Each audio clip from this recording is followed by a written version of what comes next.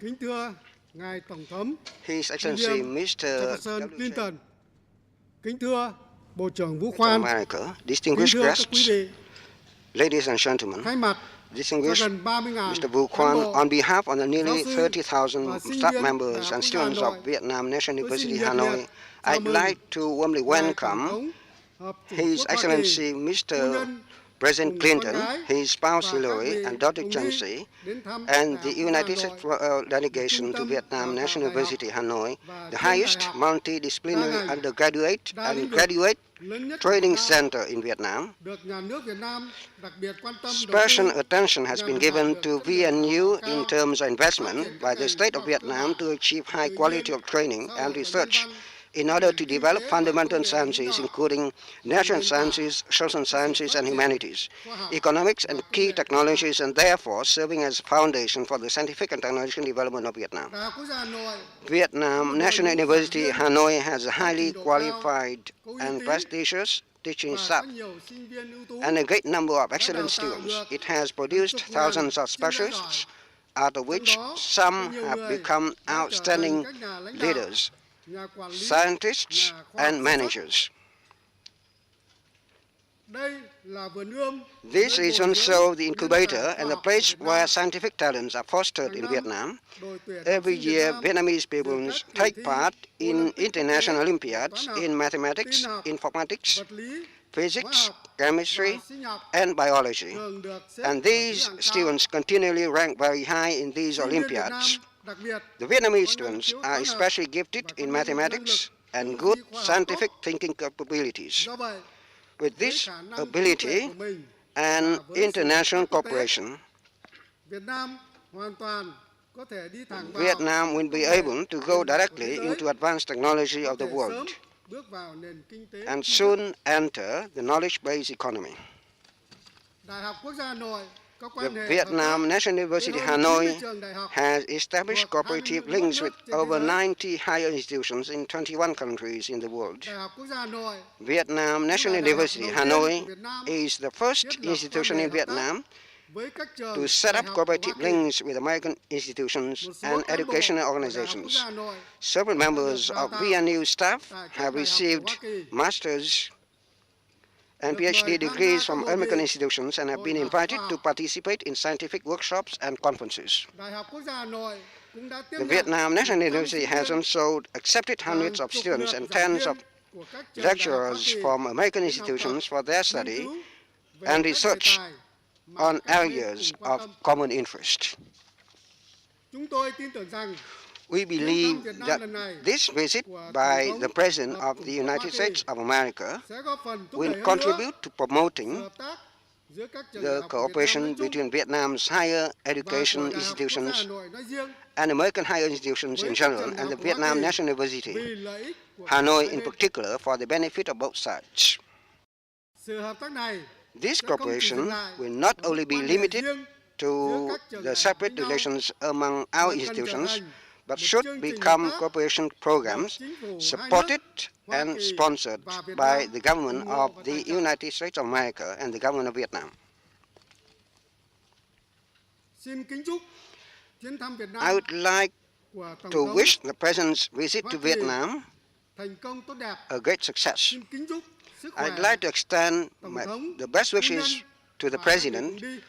his spouse, Xin cảm ơn. daughter, and the U.S. delegations. Thank you very much for your attention.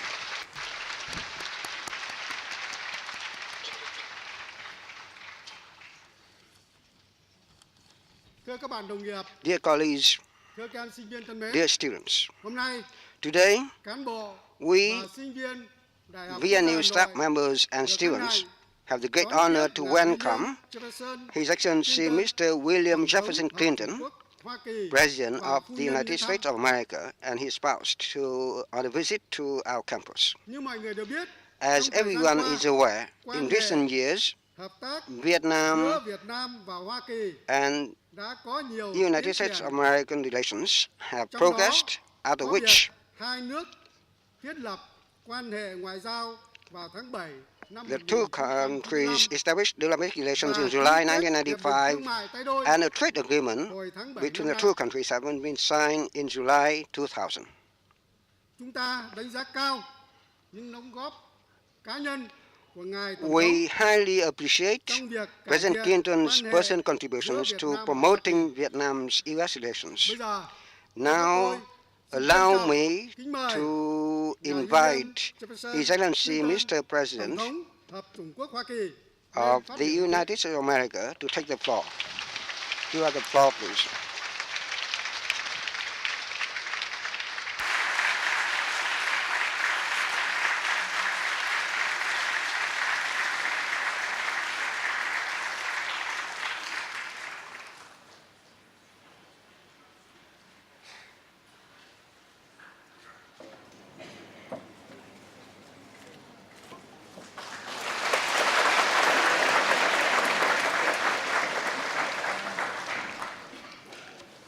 Thank you very much,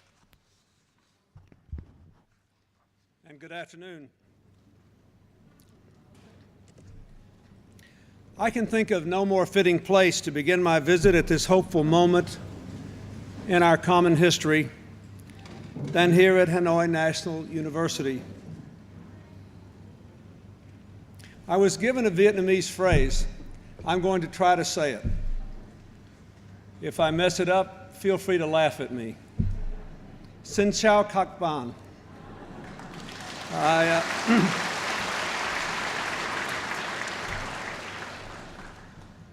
So much of the promise of this youthful nation is embodied with you. I learned that you have exchanges here with students from nearly 100 universities, from Canada to France to Korea, and that you are now hosting more than a dozen full-time students from your partner school in the United States, the University of California. I salute your vigorous efforts to engage the world. Of course, like students everywhere, I know you have things to think about other than your studies. For example, in September, you had to study for your classes and watch the Olympic accomplishments of Tran Hu Nun in Sydney. And this week you have to study and cheer Lê Huyen Duc and Nguyen Hong Son in Bangkok at the football matches.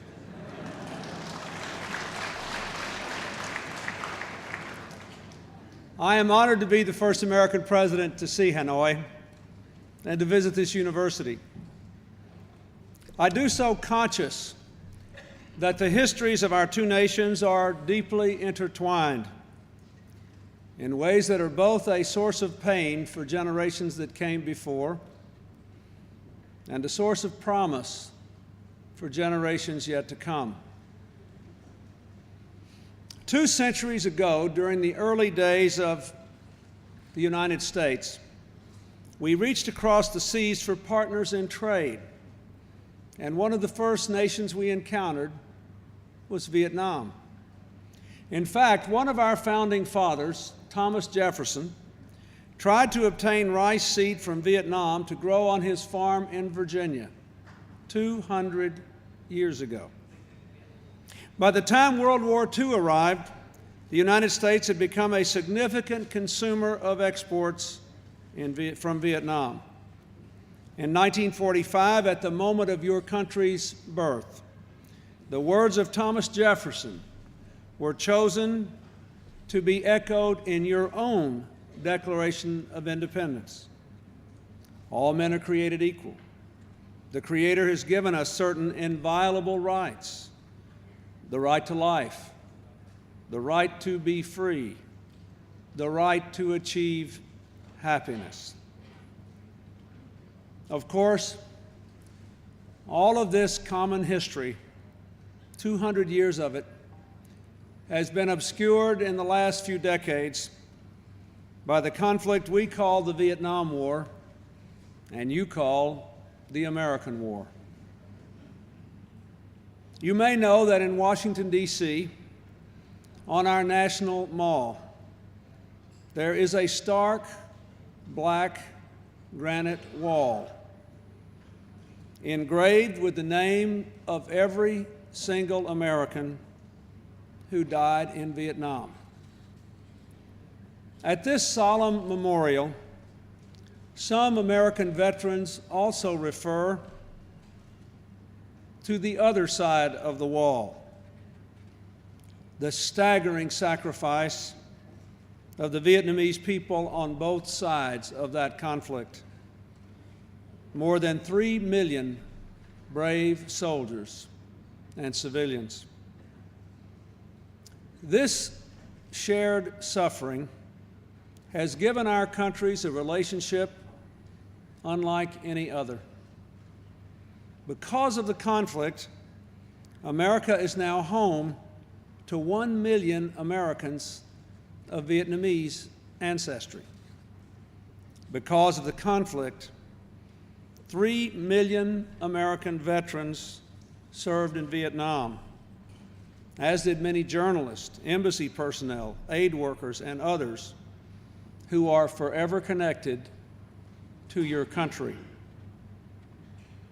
Almost 20 years ago now, a group of American servicemen took the first steps to reestablish contacts between the United States and Vietnam. They traveled back to Vietnam for the first time since the war. And as they walked through the streets of Hanoi, they were approached by Vietnamese citizens who had heard of their visit. "Are you the American soldiers?" they asked. Not sure what to expect, our veterans answered, "Yes, we are." And to their immense relief, their host simply said, "Welcome to Vietnam." More veterans followed, including distinguished American veterans and heroes who serve now in the United States Congress. Senator John McCain, Senator Bob Kerrey, Senator Chuck Robb, and Senator John Kerry of Massachusetts, who is here with us today, along with a number of representatives from our Congress, some of whom are veterans of the Vietnam conflict. When they came here, they were determined to honor those who fought without refighting the battles, to remember our history, but not to perpetuate it, to give young people like you in both our countries the chance to live in your tomorrows, not in our yesterdays. As Ambassador Pete Peterson has said so eloquently, we cannot change the past. What we can change is the future. Our new relationship gained strength as American veterans launched nonprofit organizations to work on behalf of the Vietnamese people, such as providing devices to people with war injuries to help them lead more normal lives. Vietnam's willingness to help us return the remains of our fallen servicemen to their families has been the biggest boost to improve ties. And there are many Americans here who have worked in that endeavor for many years now, including our Secretary of Veterans Affairs, Herschel Gober. The desire to be reunited with a lost family member is something we all understand. It touches the hearts of Americans to know that every Sunday in Vietnam, one of your most watched television shows features families seeking viewers' help in finding loved ones they lost in the war so long ago now. And we are grateful for the Vietnamese villagers who have helped us to find our missing, and therefore to give their families the peace of mind that comes with knowing what actually happened to their loved ones. No two nations have ever before done the things we are doing together to find the missing from the Vietnam conflict. Teams of Americans and Vietnamese work together, sometimes in tight and dangerous places. The Vietnamese government has offered us access to files and government information to assist our search. And in turn, we have been able to give Vietnam almost 400,000 pages of documents that could assist in your search. On this trip, I have brought with me another 350,000 pages of documents that I hope will help Vietnamese families find out what happened to their missing loved ones. Today, I was honored to present these to your President, Tran Duc Long, and I told him that before the year is over, America will provide another 1 million pages of documents. We will continue to offer our help and to ask for your help as we both honor our commitment to do whatever we can for as long as it takes to achieve the fullest possible accounting of our loved ones. Your cooperation in that mission over these last 8 years has made it possible for America to support international lending to Vietnam, to resume trade between our countries, to establish formal diplomatic relations, and this year to sign a pivotal trade agreement. Finally, America is coming to see Vietnam, as your people have asked for years, as a country, not a war. A country with the highest literacy rate in Southeast Asia. A country whose young people just won 3 gold medals at the International Math Olympiad in Seoul. A country of gifted, hardworking entrepreneurs emerging from years of conflict and uncertainty to shape a bright future. Today, the United States and Vietnam open a new chapter in our relationship. At a time when people all across the world trade more, travel more, know more about, and talk more with each other than ever before. Even as people take pride in their national independence, we know we are becoming more and more interdependent. The movement of people, money, and ideas across borders, frankly, breeds suspicion among many good people in every country. They are worried about globalization because of its unsettling and unpredictable consequences. Yet globalization is not something we can hold off or turn off. It is the economic equivalent of a force of nature, like wind or water. We can harness wind to fill a sail.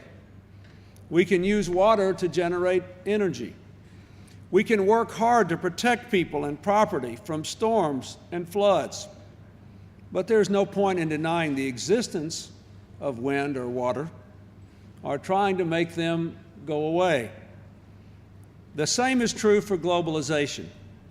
We can work to maximize its benefits and minimize its risks, but we cannot ignore it.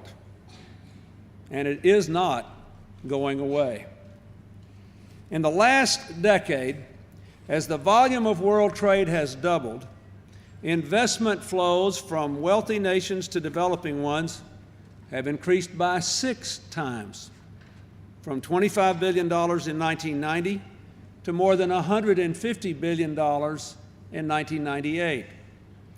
Nations that have opened their economies to the international trading system have grown at least twice as fast as nations with closed economies. Your next job may well depend upon foreign trade and investment. Come to think of it, since I have to leave office in about 8 weeks, my next job may depend on foreign trade and investment.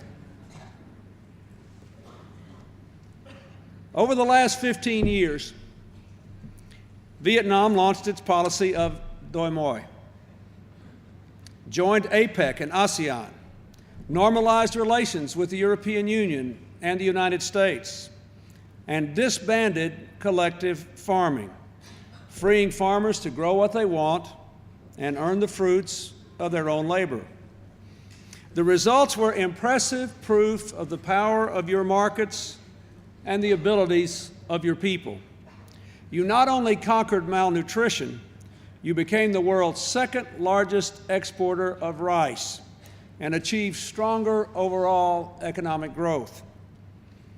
Of course, in recent years, the rate of growth has slowed and foreign investment has declined here, showing that any attempt to remain isolated from the risks of the global economy also guarantees isolation from its rewards as well. General Secretary Le Caffuy said this summer, and I quote, We have yet to achieve the level of development commensurate with the possibilities of our country. And there is only one way to further open up the economy. So this summer, in what I believe will be seen as a pivotal step toward your future prosperity, Vietnam joined the United States in signing a historic bilateral trade agreement, building a foundation for Vietnam's entry eventually into the World Trade Organization.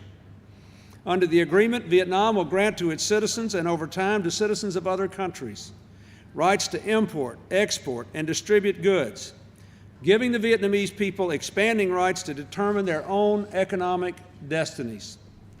Vietnam has agreed it will subject important decisions to the rule of law and the international trading system, increase the flow of information to its people, and accelerate the rise of a free economy in the private sector.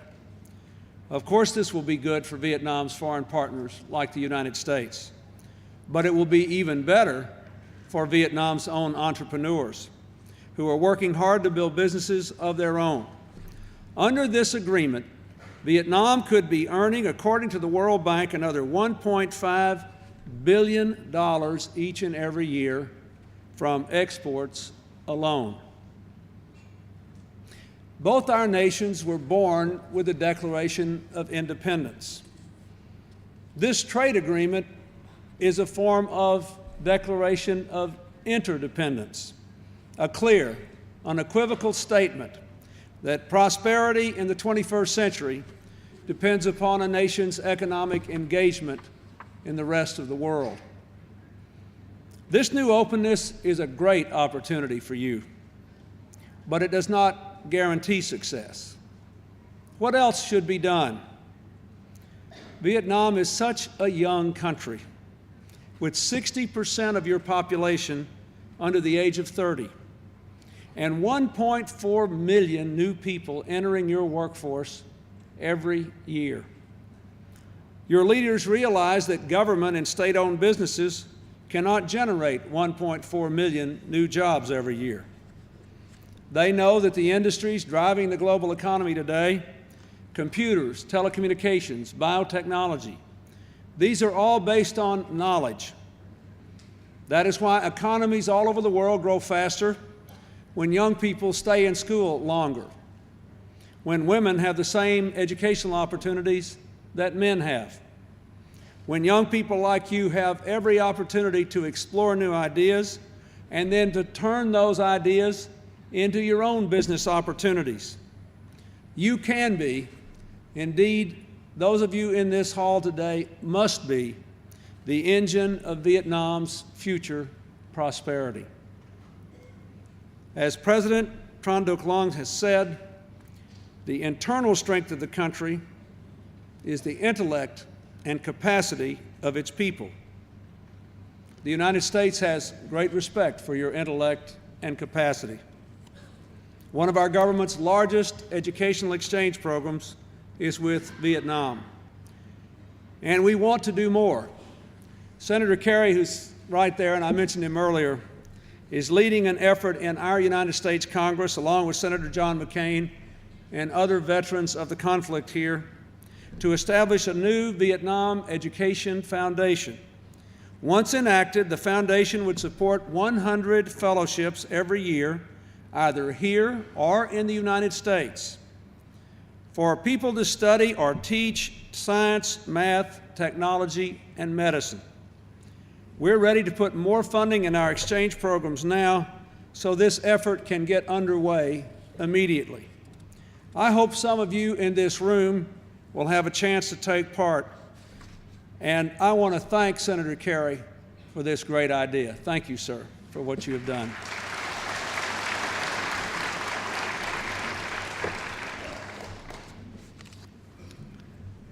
But let me say, as important as knowledge is, the benefits of knowledge are necessarily limited by undue restrictions on its use.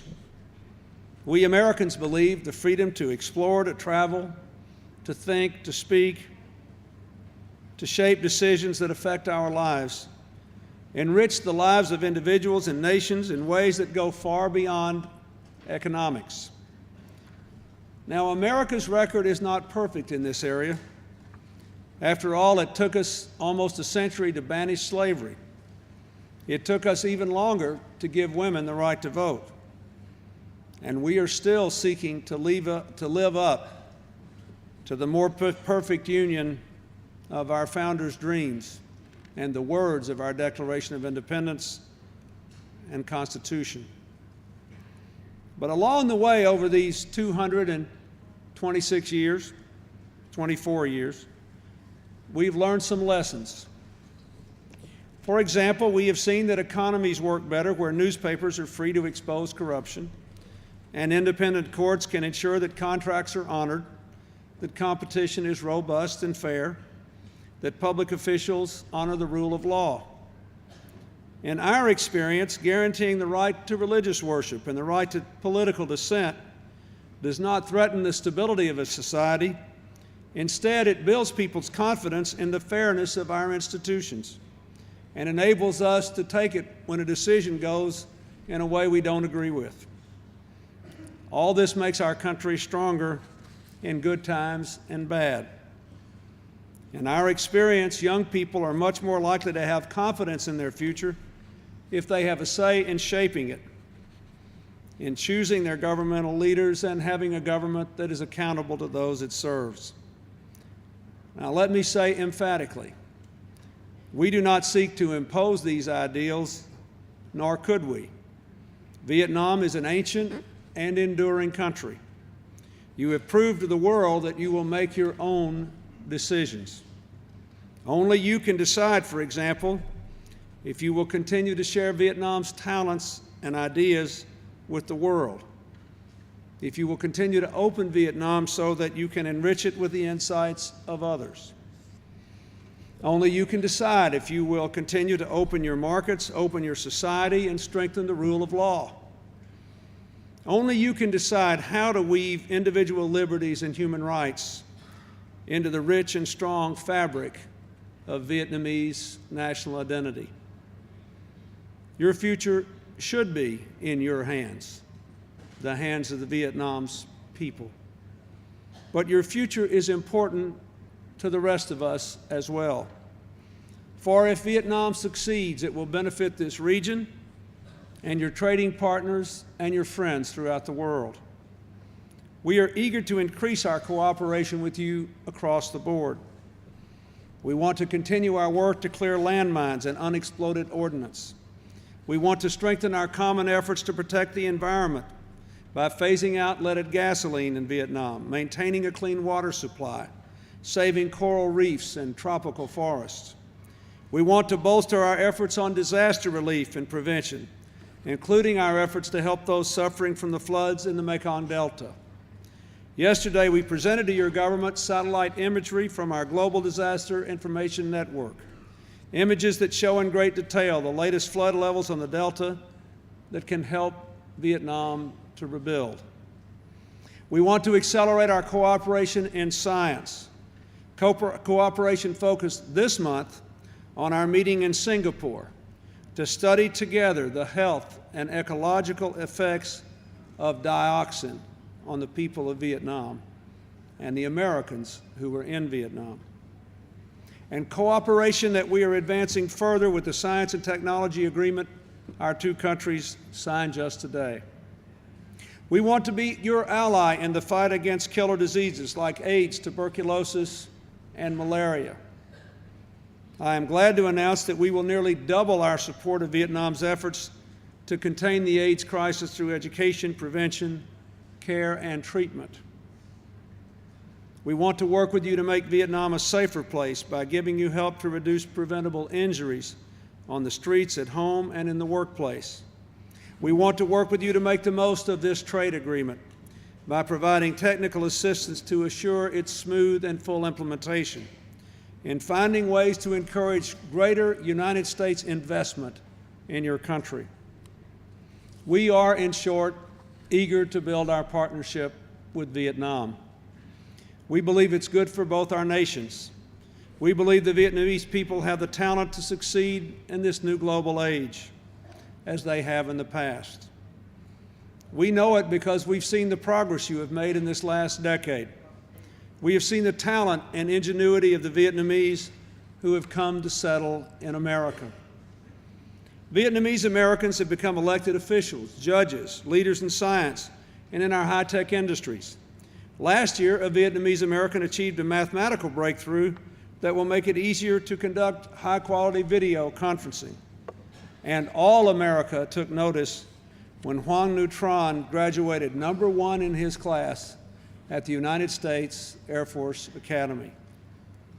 Vietnamese Americans have flourished not just because of their unique abilities and their good values, but also because they've had the opportunity to make the most of their abilities and their values. As your opportunities grow to live, to learn, to express your creativity, there will be no stopping the people of Vietnam. And you will find, I am certain, that the American people will be by your side. For in this interdependent world, we truly do have a stake in your success.